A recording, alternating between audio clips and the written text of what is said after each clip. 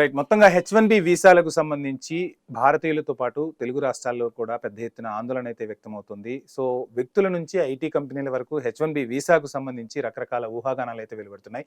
So వీటన్నింటికి అసలు ఏం జరుగుతుంది అమెరికాలో మనకు డీటెయిల్స్ అందించేందుకు, అదేవిధంగా H1B వీసాలకు సంబంధించి ఏ విధమైన నిబంధనలను పాటిస్తే మనం ఈజీగా వీసాను పొందుతామో మనకు తెలియజేసేందుకు విశ్వేశ్వరరెడ్డి గారు Kalavala NRI leader and Telangana global association నుంచి మనకు చైర్మన్ గారు అందుబాటులో ఉన్నారు. సో వారిని అడిగి మరిన్ని విషయాలు తెలుసుకునే ప్రయత్నం చేద్దాం. రైట్, నమస్తే సార్. సార్, మొత్తంగా చూస్తున్నాం డాలర్ డ్రీమ్స్ అనేది భారతీయులకు, అందులోనూ మన తెలుగు వారికి ఎక్కువగా ఉన్న పరిస్థితులు చూస్తున్నాం. మీరు ఒక 2 దశాబ్దాల నుంచి పైగా యుఎస్లో ఉంటూ ఉన్నారు. సో ఏంటి సార్ ఈ H1B వీసా మార్పులతో అసలు ఎలాంటి పరిణామాలు చోటు చేసుకోబోతున్నాయి? ఇక మన డాలర్ డ్రీమ్కి చెక్ పడినట్టేనా? అంటే టిపికల్గా అంటే ఇప్పుడున్న కరెంట్ ట్రెండ్స్లో అంటే ట్రంప్ 2.0 అంటుంటారు కరెంట్లో. సో 100% టాలెంటెడ్ ఉన్న పీపుల్కి అమెరికా ఎప్పుడు వెల్కమ్. ఇది గేట్వే. వరల్డ్ వైడ్ ఉన్న క్రీమ్ టాలెంట్ ఎక్కడున్నది, ఏ సెక్టర్ అయినా, అంటే not only technology sector. America ఏం చేస్తుంది అంటే వరల్డ్ లో ఎక్కడ క్రీమ్ ఉంటుంది అంటే క్వాలిటీ ఆఫ్ ది వర్క్ వాళ్ళని తీసుకోవాలనుకుంటుంది. That is America. మిగతా క్రాప్ నాట్ టాలెంటెడ్. సో ఈ కోవలోనే మనం చూస్తే ఇప్పుడు పెద్ద పెద్ద కంపెనీస్ కి సీఈఓలుగా ఉన్న సుందర్ పిచే వీళ్ళందరూ కూడా అంటే టాలెంట్ ఎక్కడుంటే ఆ టాలెంట్ హంట్ అయితే అమెరికా చేస్తుందని చెప్తున్నారు. సో రైట్ సార్, H1B వీసాల్లో మార్పు తీసుకురావడానికి అంటే అంతకు ముందు ఇంత కఠినతరమైన నిబంధనలు లేవు, ఇప్పుడు ఎందుకని ఒక్కసారిగా ట్రంప్ నిర్ణయం తీసుకోవడానికి కారణం ఏంటంటే? అంటే మీకు హిస్టరీ చెప్తాను లిటిల్ బిట్ ఆఫ్ దట్.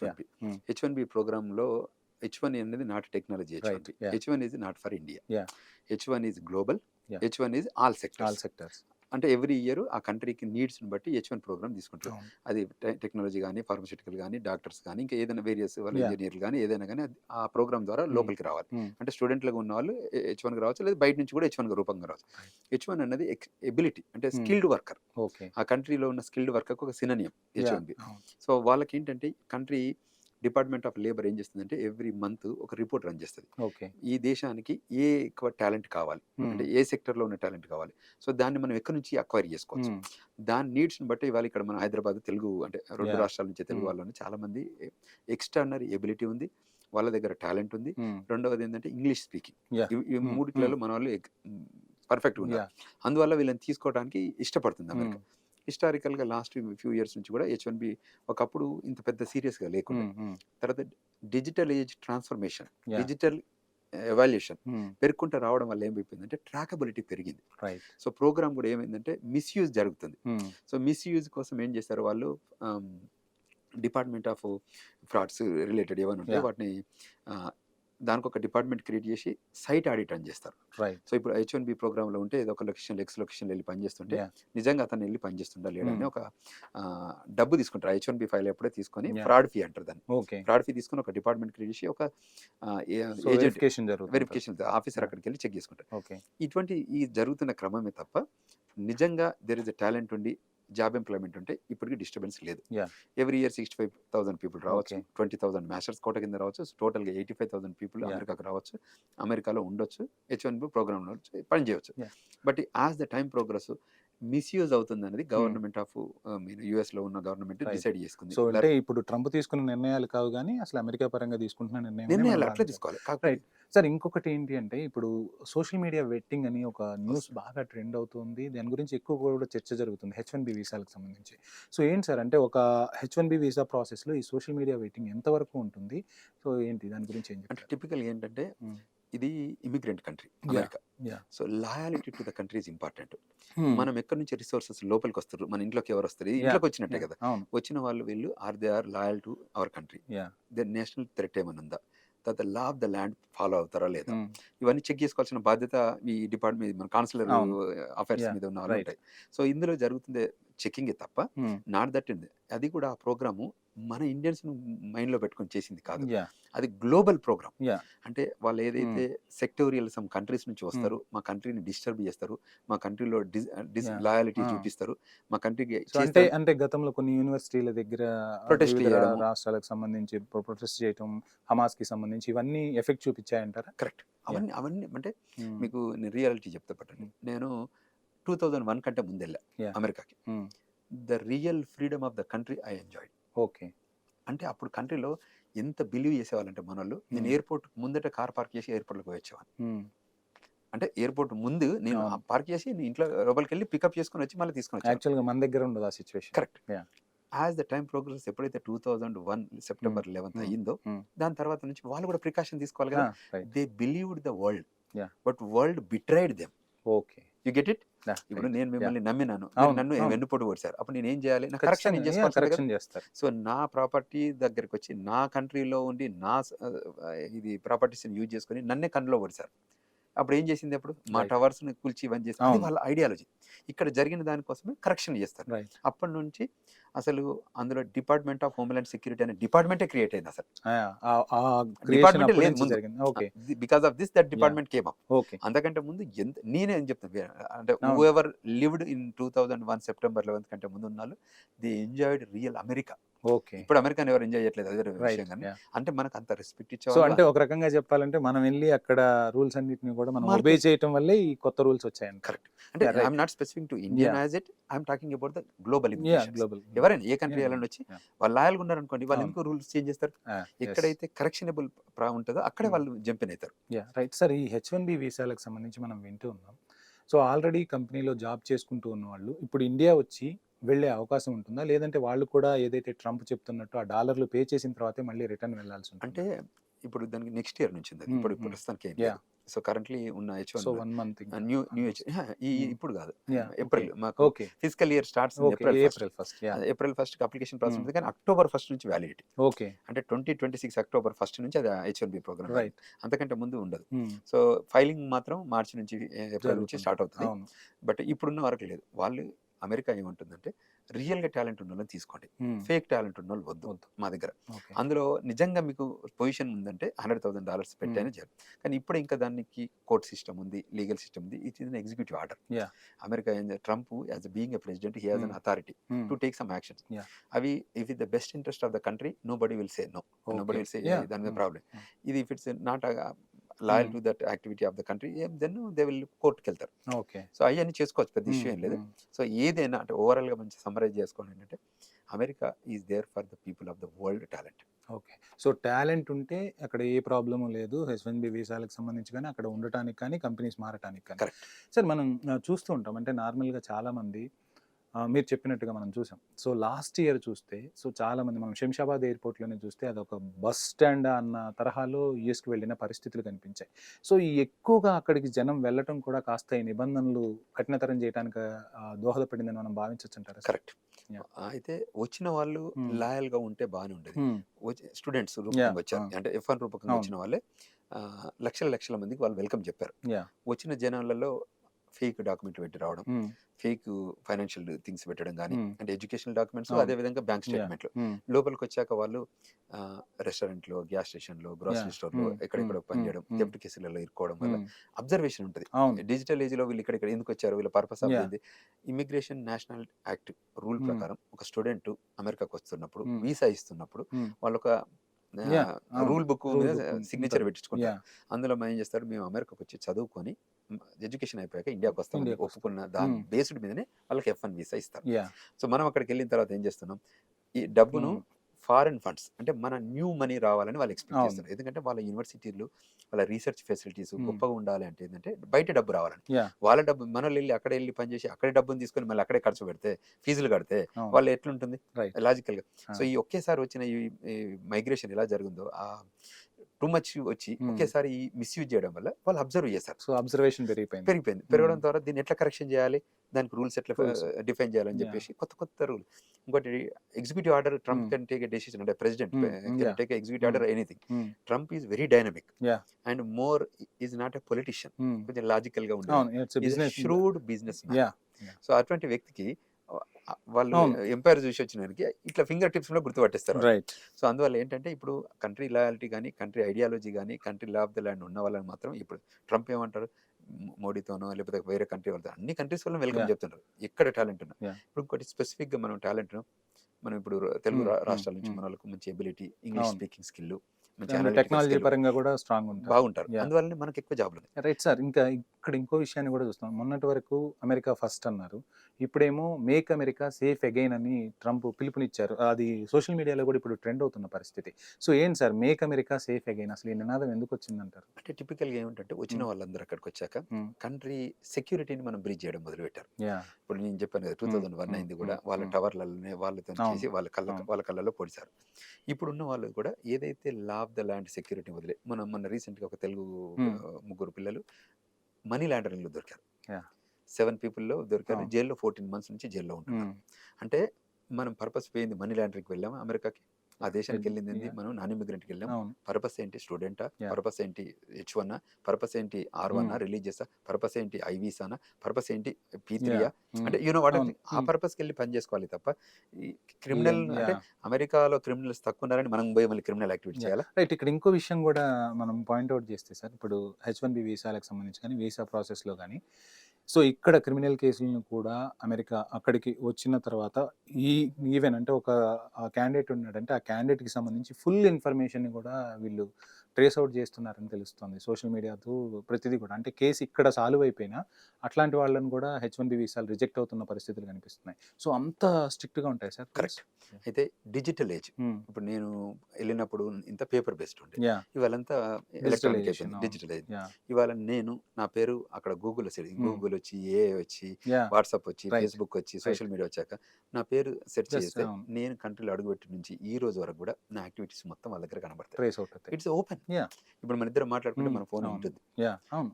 అంటే యాహ్! ఒకప్పుడు ఈ ఫోన్లు లేవు. ఈ స్మార్ట్ అవును. ఫోన్లు లేవు. అవును. ఆ స్మార్ట్ ఫోన్‌లున్న అంత యూజబిలిటీ లేకుండే. యాహ్! ఇవాళ డిజిటల్ ఏజ్‌లో మనం ట్రాక్ అవుతున్నాం. అవును. మనం ఇప్పుడు న్యూయార్క్ నుంచి నేను డీసీకెళ్ళినా, డీసీ నుంచి ఎక్కడి నుంచి ఎక్కడికి ముందుకెళ్ళినా వెళ్ళింది తెలిసిపోతుంది. ప్రతీదీ నాకు ఇప్పుడు నా అవును. యాప్ ఉంటది ఇందులో యాప్. అవును. మన అవును. ఐఫోన్‌లో యాప్‌లు యాహ్! ఉంటాయి కదా! అవును. మనం ట్రాక్ ట్రాక్ చేసుకుంటున్నాం. మనం చేసుకుంటాం. కూడా మా ఫ్యామిలీలో గ్రూప్ ఉంటే కూడా ఆ అవును. గ్రూప్ దానిలో ఎవరెక్కడ ట్రాకబుల్ ఉంటున్నారు ఏంటని ట్రేస్ అవుట్ అవుతుంది. తెలిసిపోతుంది. సో, అవును. ఈ ఏజ్‌లో మనం ఇప్పుడు ఈ డిజిటల్ ఏజ్‌లో మనం చీట్ హ్మ్. చేయడానికి ఛాన్సే లేనప్పుడు, యాహ్! మనం హైడ్ చేయనప్పుడు ఎట్లా మనకు ఇబ్బంది అవుతది కదా! హ్మ్. సో, అందుకోసం జాగ్రత్తగా ఉండటం నేర్చుకోవాలి మనోళ్ళు ఇప్పుడు అక్కడికొచ్చిన వాళ్ళు. So, right. అంచేత వాళ్ళు కంట్రీ ఇంట్రెస్టే. మనం hmm. As long as country రూల్స్‌ని ఫాలో అయినన్ని రోజులు వాళ్ళు ఎప్పుడు కూడా మనల్ని డిస్టర్బ్ చేయరు. యాహ్! వాళ్ళు ఎప్పుడైతే మనం దానికి అగనెస్ట్ వెళ్తున్నామని తెలుసుకున్న రోజు తప్పకుండా వాళ్ళు రెస్ట్రిక్ట్ చేస్తారు. డిపోర్టేషన్. నో. హ్మ్. డిపోర్టేషన్ చేస్తారు వాళ్ళు. హ్మ్. నాన్ ఇమిగ్రెంట్ ఉన్న వాళ్ళు ఐడెంటిఫై అయితే పనిష్మెంట్ ఇచ్చి హ్మ్. డిపోర్ట్ చేస్తారు.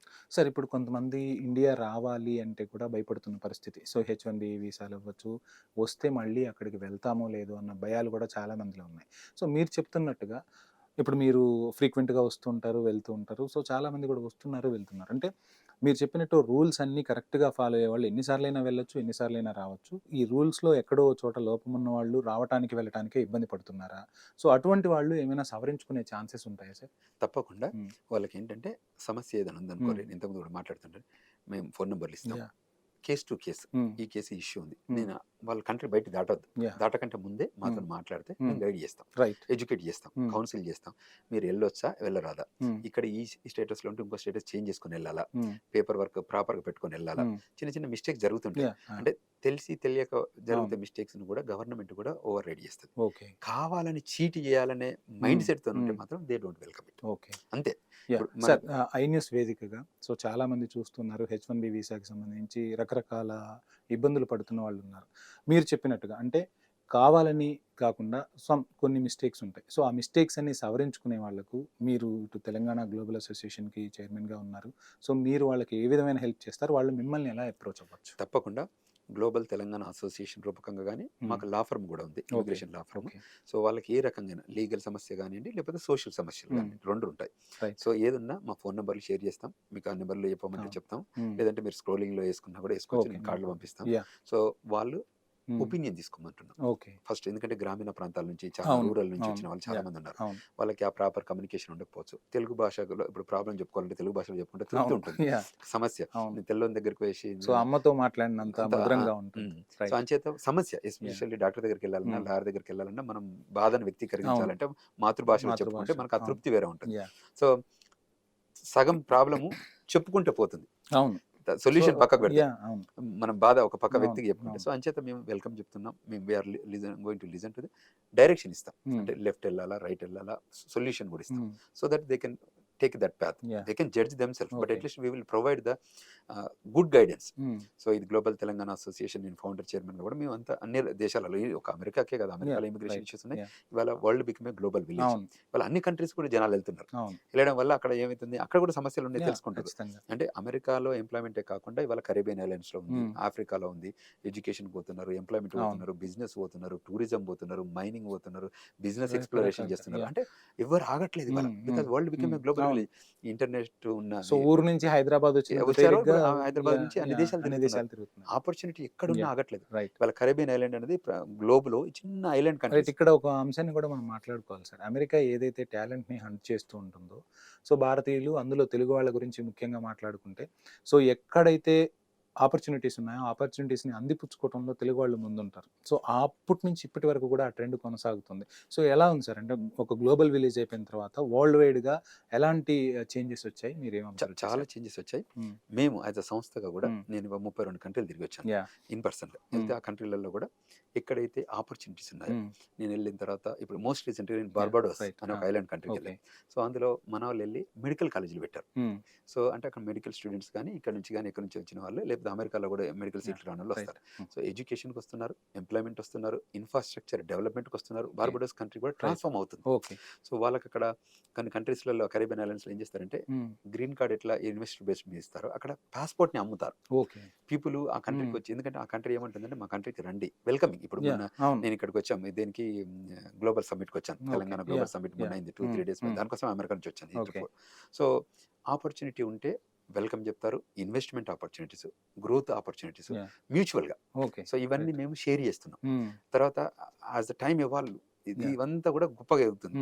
ఒకప్పుడు వాషింగ్టన్ డీసీకో అంటే Tier 1 సిటీస్లలో ఉన్న అమెరికా వాళ్ళు వాళ్ళ Tier 2, Tier 3 సిటీస్ ఇన్ అమెరికాలో, Tier 1, Tier 2, Tier 3 countries in globally public migrate అవుతుంది. ఎస్పెషల్లీ ఆఫ్రికన్ కంట్రీస్ ఉన్నాయి. అందులో మన వాళ్ళు ఏం చేస్తున్నారు, ఫార్మింగ్ చేస్తున్నారు, మైనింగ్ చేస్తున్నారు, మినరల్ ఎక్స్ప్లోరేషన్ చేస్తున్నారు, ప్రింటింగ్ దానిలో ఏరియా ఉన్నారు. అంటే నెంబర్ ఆఫ్ ఏరియాస్లలో మాట్లాడుకున్నట్టు ఎక్కడ ఆపర్చునిటీ ఉంటే అక్కడికి వెళ్ళిపోతున్నారు. సో వెళ్ళిపోతున్నారు, నేర్చుకుంటున్నారు, అందులో ఇంటిగ్రేట్ అవుతున్నారు. సొసైటీలో మనం ఉండి మనం సోషల్ కార్పొరేట్ సోషల్ రెస్పాన్సిబిలిటీ లాగా మనం హెల్ప్ చేస్తే they welcome it. Right sir. Sir చూస్తున్నాం అంటే H1B వీసాలకు సంబంధించి కానీ వీసాలకు సంబంధించి చాలామంది కూడా అమెరికా వెళ్ళాలి అని ఒక డ్రీమ్ పెట్టుకున్న వాళ్ళందరికీ, సో అసలు ఎలా ఆ రూల్స్ ఫాలో అవ్వాలి, ఏ రూల్స్ ఫాలో అయితే వాళ్ళు ఈ హార్డిల్స్ అన్ని దాటి ఈజీగా వెళ్తారు? అంటే మీరు చెప్పినట్టుగా ఒక జెన్యున్గా ఉంటే ఏ ప్రాబ్లం లేదు అని చెప్తున్నారు కదా, సో వాళ్ళు ఏమి ఫాలో అవ్వాలి? ఇప్పుడు టిపికల్గా మనకు స్టూడెంట్ వీసా మీద ఎక్కువ వస్తారు, F1. తర్వాత H1B మీద వస్తారు. స్టూడెంట్ వీసాకి అయితే అందరికి తెలుసు, అప్లికేషన్ పెడితే I-20 ఇస్తారు. I-20లో ఉన్న నామ్స్ ప్రకారం, ఆ ఫీజు ప్రకారం మనం ప్రాపర్గా మన బ్యాంక్లో ఉండడం వల్ల మన డబ్బని ఉండాలి, లేకపోతే లోన్ తీసుకున్న బ్యాంక్ ఫాల్స్ స్టేట్మెంట్ అయితే వద్దు, అస్సలే పెట్టదు. దాని క్లారిటీగా తెలుసు, అవుట్లుక్ చేయండి, ఎంత డబ్బు అవుతుంది, ఎంత ఫీజు అవుతుంది. నేను ఇక్కడ ఉన్న మన చాలా మంది పేరెంట్స్కి, మధ్యతరగతి కుటుంబాలు చెప్పాను, 1 ఎకరం భూమి అమ్ముకున్నా పర్వాలేదు, ఎందుకంటే రియల్ ఎస్టేట్ డబ్బు పెరిగింది కాబట్టి చదువుకు అయ్యేంత వరకు, ఆ 2 ఏళ్ళు చదువుకునేంత వరకు మొత్తం A to Z అంటే ఎండ్ టు ఎండ్ మీరు పిల్లల్ని చదువు మీద ఫోకస్ చేయమని చెప్పండి. దానికి తప్ప చదువును పక్కకు పెట్టి వీకెండ్ వర్కులు, ఈవినింగ్ వర్కులు, అవుట్ ఆఫ్ అంటే ఆన్ క్యాంపస్ జాబ్స్ కాకుండా వేరే జాబులు చేయడం వల్ల వాళ్ళు they lose the credibility, they lose the immigration issue, they lose the values. So వాళ్ళకే ట్రబుల్, ఆ అబ్బాయికి ట్రబుల్, వాళ్ళ పేరెంట్స్కి ట్రబుల్, మీకు నాకు కాదు. సో మేము ఎట్లా గైడ్ చేస్తున్నాం అంటే, మీరు ఆ 2 ఏళ్లకు ఆయనకు వచ్చే డబ్బును, అంటే ఆయనకు ఖర్చు అయ్యే డబ్బునంతా మీరు బ్యాంకులో పెట్టుకొని పెట్టండి. మిరాకిల్స్ చేస్తాడు ఆ అబ్బాయి అక్కడికి వచ్చి. ఫోకస్ ఎడ్యుకేషన్ వ్యక్తి ఎందుకు వదిలేస్తాడు? సో 2 ఏళ్ళు కష్టపడి చదివినవాడు రేపు 200Kతో జాబ్ సంపాదిస్తాడు. ఈ జాబ్ వద్దని అంటే అట్లా కష్టపడకుండా స్టోర్లలో పనిచేస్తే $10 పనిచేస్తాడు. మీరు అమెరికాకి వచ్చేది $10 జాబ్ చేయడానికి వస్తారా, 200,000 జాబ్ చేయడానికి వస్తున్నారు అనేది మనం నిర్ణయం చేసుకోవాలి. సో అందుకోసమే పేరెంట్స్ కానీ పిల్లలుగా నేను విజ్ఞప్తి చేసేది ఏంటంటే, ఈ అనాలిసిస్, ఈ ఐడియాలజీతో ఉంటే ఏ సిస్టమ్ మిమ్మల్ని ఇబ్బంది చేయదు, ఇక్కడ ప్రాబ్లం రాదు. మీరు F1 అయిపోయాక H1కి వెళ్ళొచ్చు, H1 తర్వాత గ్రీన్ కార్డ్ రావచ్చు, గ్రీన్ కార్డ్ తర్వాత సిటిజన్షిప్ కూడా రావచ్చు. అంటే ఒక ప్రాసెస్లో వెళ్తే ఎక్కడ ఎటువంటి ప్రాబ్లం లేదంటారు సార్. చాలా మంది ఇప్పుడు మనం చూస్తున్నాం, పిల్లలు మీరు చెప్పినట్టుగా అక్కడికి వెళ్ళిన తర్వాత పార్ట్ టైమ్స్ జాబ్ చేయటం, అసలు వెళ్ళిన పర్పస్ని వదిలేసి రకరకాలుగా డాలర్లు, ఒకసారి అంటే ఇన్కమ్ స్టార్ట్ అయింది అంటే ఇంకా అది రకరకాలుగా వెళ్తూ ఉంటుంది. ఈ ప్రాబ్లమ్స్ చాలామంది ఫేస్ చేస్తూ ఉన్నారు. సో వాళ్ళు ఆ సిచ్యువేషన్ నుంచి బయటికి రావాలంటే మీరు చెప్పినట్టుగా ఇన్కమ్ అనేది, అంటే మనం అక్కడికి వెళ్ళేటప్పుడు అసలు ఎంత ఎక్స్పెండిచర్ అవుతుందో అంత ఇన్కమ్ ఉంటే మనం అక్కడికి హ్యాపీగా వెళ్ళొచ్చు. కానీ అక్కడికి వెళ్ళిన తర్వాత ఏదో అయిపోతుంది, మనం ఎర్న్ చేసుకొని మనం చదువుకుందాము అంటే ఖచ్చితంగా ప్రాబ్లమ్స్ ఫేస్ చేయాల్సిందేనా సార్? 100%. మీరు ఏదైతే సైన్ అప్ అయ్యారో, అంటే అంటే ఇక్కడ సిగ్నేచర్ పెట్టాం, F1 నామ్స్ ప్రకారం నేను అక్కడికి వెళ్ళి చదువుకొని వెనకకి వస్తామని చెప్పిన ప్రామిస్ ఉందో దాన్ని మీరు నిలబెట్టుకోండి. రైట్. మీరే విన్నర్ అవుతారు. అవును. గవర్నమెంట్ విన్ కాదు, నేను విన్ కాను, మీరు విన్ గారు. సో మీరు విన్ అవుతారు, మీకు H1 వస్తుంది, మీకు గ్రీన్ కార్డ్ వస్తుంది, మీ పిల్లలు అక్కడ పుడతారు, మీరు లైఫ్ హ్యాపీగా ఉంటారు. లేదు నేను దీని షార్ట్ కట్లోకి వెళ్తానంటే you will be in trouble, deportation అవుతారు. నేను ఇప్పుడు గత 5 సంవత్సరాల నుంచి చాలా మంది డిపోర్ట్ అయిన పిల్లలు కూడా మన ఆఫీస్కి వచ్చిన వాళ్ళు చాలా మంది కూడా ఉన్నారు. వాళ్ళందరూ కూడా మేము ప్రాపర్ గైడెన్స్ ఇస్తాం. వాళ్ళు చేసిన మిస్టేక్స్ కి వెనకకి వచ్చారు తప్ప ప్రాపర్గా ఉన్న వాళ్ళు ఏ కంట్రీ కూడా వెనక పంపడానికి ఇష్టపడదు. టాలెంట్ అనే దాని ఉన్నదానిలో ఇప్పుడు మనం కంపెనీ పెట్టుకున్నాం, మన దగ్గర 100 మంది ఎంప్లాయీలు ఉంటారు. టాప్ 10 పీపుల్ మనం లూజ్ చేసుకోవాలనుకుంటాం. సో రైట్ సార్, చూస్తున్నాం అంటే ఆపర్చునిటీస్ అయితే అమెరికాలో ఇప్పటికీ ఉన్నాయా, లేదు మన వాళ్ళు వెళ్ళిన తర్వాత ఎక్కువగా భారత్ నుంచి వస్తుంటారు, రకరకాల కంట్రీస్ నుంచి వస్తూ ఉంటారు. సో ఏంటి అంటే ఈ పోటీ వాతావరణం ఎలా ఉంది సార్? అంటే టిపికల్గా that's a very competitive market. America అనేది చాలా కాంపిటీషన్. ఎందుకంటే టాలెంట్ ఆఫ్ ద టాలెంట్ అమెరికాలో ఉంటుంది. అక్కడ ఎబిలిటీ, ఇప్పుడు మీరు ఇంతకుముందు మనం మాట్లాడినట్టు అన్ని కంపెనీల సిఇఓలు తెలుగు వాళ్ళు ఉన్నారు, ఇండియన్స్ ఉన్నారు, అంటే మెజారిటీ. ఎందుకు వచ్చింది వాళ్ళకి? ఒక కంపెనీకి అంత పెద్ద $multi-million కంపెనీ రన్ అవుతుంది అని అంటే మన వాళ్ళకి ఆ ఎబిలిటీ ఉంటేనే కదా, మన దగ్గర స్కిల్ ఉంటేనే కదా. అక్కడైతే రిజర్వేషన్స్ లేవు దీనికి. సో అంచేత ఆ టాలెంట్ ఉన్న వాళ్ళని మనం లాక్కోవాలి. ఓకే, అటువంటి ఉంటే ముందుకు వెళ్ళడానికి ఆస్కారం ఉంటుంది. ఆ ఎబిలిటీని తీసుకొచ్చింది అనుకోరి ఇవాళ సుందర్ పిచ్చే ఎబిలిటీ, ఎందుకంటే ఆయన కొన్ని వేల మందికి ఆయన సీఈఓ, ఆయన దగ్గర టాలెంట్ లేకపోతే నెక్స్ట్ దాన్ని తీసేస్తారు. అట్లా మైక్రోసాఫ్ట్, సత్య నాదెల్లా, అమెరికాకే కాదు భారత్కే కాదు, వరల్డ్ లో అన్ని కంట్రీస్ వాళ్ళు పీపుల్ అందులో పనిచేస్తుంటారు. ఆ కంపెనీలో ఇప్పుడు గూగుల్లో పనిచేసే వాళ్ళకు సుందర్ పిచ్చే అని సీఈఓ చేశారంటే మైక్రోసాఫ్ట్ సత్య నాదెల్లా కానివ్వండి, ఇప్పుడు అడోబీ శంకర్ నారాయణ కానివ్వండి, దెర్ ఆర్ పీపుల్ అన్ని కంపెనీలకు స్టాండర్డ్, వేరే మాస్టర్ కార్డ్ కానివ్వండి, యు నేమ్ ఇట్, పెప్సీ కానివ్వండి, ఇందులో ఇంతకుముందు చేసేవాళ్ళంటే వీళ్ళందరి out of 10,000, out of 20,000, out of 50,000 employees లో మనలు CEO number 1 position. Sir final గా H1B వీసాకి సంబంధించి ఏం చెప్తారంటే ఏ విధమైన స్టెప్స్ తీసుకుంటే ఈజీగా మనం H1B వీసా పొందొచ్చు? టిపికల్ గా ఫస్ట్ అయితే మనలు వర్క్ వీసా వెళ్ళాలంటే H1B ప్రోగ్రామ్, స్టూడెంట్ వీసా మీద వెళ్తే F1 ప్రోగ్రామ్. F1 వచ్చాక 2 ఏళ్ళు స్టడీ చదువుకున్నాక మళ్ళీ 3 ఏళ్ళు ఓపీటీ, స్టెమ్ ఓపీటీ ఉంటుంది. దాని తర్వాత ఆ టైంలో వీళ్ళు H1B లాటరీ కింద వెళ్తుంది. ఇప్పుడు లాటరీ H1B లాటరీ 85,000 వీసాస్ కోసం చాలా మంది వస్తారు. సో ఇప్పుడు వాళ్ళకి H1 కేటగిరీలో ఆ కంపెనీస్ ఎవరైతే వచ్చి తీసుకుంటున్నాయో మనం పెట్టుకుంటే అప్లికేషన్, ఒకప్పుడు ఈ నాలెడ్జ్ అంతా గొప్పగా బయటికి తెలియకపోయింది, ఇవాళ అంతా ఓపెన్. ఇవాళ ఏ వచ్చాక మీరు మంచి ప్రాపర్ గా క్వశ్చన్, ఇప్పుడు మన టాలెంట్ ఏంటంటే how best you can put up a questioning frame ఎలా చేస్తాం అనే దాని మీద డిపెండ్. మేము ఇన్ఫర్మేషన్ అంతా మీ కళ్ళ ముందు ఉంది. ఇంగ్లీష్ అని చదువుకోకుండా మనలో ఇంత ఎక్స్ట్రాడినరీ టాలెంట్ ఇంగ్లీష్ ఉంది మన దగ్గర, రీడ్ చేసుకుంటాం. క్వశ్చన్స్ ఉంటే మమ్మల్ని రీచ్ కండి, సెకండ్ ఒపీనియన్. ఇప్పుడు మీకు కన్ఫ్యూజన్ అవుతాం, నోట్స్ రాసుకొని ఎక్కడైతే మీకు డౌట్స్ కన్ఫ్యూజన్ ఉందో మాకు కాల్ చేయండి, మేము దాన్ని కరెక్షన్ చేస్తాం, మీకు అడ్వైజ్ చేస్తాం. సో దట్ యూ మెచ్యూర్, అంటే then you have a mature act, అంటే you decision maturity based decision తీసుకోవచ్చు. అప్పుడు you will be settle down properly. Our goal is to give good education, good counselling, good knowledge, so that people can transform in a bigger way and contribute something back to homeland. And when they settle properly, H1 is the best program. We are always welcome. And ఇప్పుడు ఏదో programme ఉంది issue, you please come to the country, you experience the country, you exposure, learn exposure. So then you activate it, you execute your job duties or activity, then you contribute back to homeland. So just improve చేసుకోవాల్సింది talent ఉంటే అమెరికానే మీకు red carpet స్వాగతం పలుకుతుందని చెప్తున్నారు. So right, Vishweshwar Reddy గారు చక్కని సలహాలు ఇచ్చారు. H1Bకి సంబంధించి చాలా మందిలో అపోహలు ఉన్నాయి, అపోహలన్నీ కూడా మీరు చెప్పిన సమాధానాలతో తొలగిపోతాయని ఆశిద్దాం. సో ఒక కంట్రీకి వెళ్ళేటప్పుడు ఆ కంట్రీ ఏవైతే రూల్స్ ఇస్తుందో ఆ రూల్స్ని ఖచ్చితంగా మనం పాటించాలి. ఆ రూల్స్ పాటిస్తే ఎక్కడా కూడా ఎటువంటి ఇబ్బందులు లేవని విశ్వేశ్వరరెడ్డి గారు చెప్తున్నారు. సో భారతీయులు, అందులోనూ తెలుగు వాళ్ళ టాలెంట్కి కొదవే లేదు. ఆ టాలెంటే మనకు అమెరికాకు ఒక రెడ్ కార్పెట్ పలుకుతుందని కూడా విశ్వేశ్వరరెడ్డి గారు చెప్తున్న పరిస్థితి. సో H1B వీసాలకు సంబంధించి ఎటువంటి గందరగోళం లేదు. ఏమైనా డౌట్స్ ఉంటే మీరు డైరెక్ట్గా విశ్వేశ్వరరెడ్డి గారిని కన్సల్ట్ అయితే మీకు హెల్ప్ చేయడానికి కూడా సిద్ధంగా ఉన్నామని చెప్తున్నారు. Right, thank you sir, thank you so much. Thank you very much. So ఇది ఇవాళ స్పెషల్ ఎపిసోడ్. Stay tune.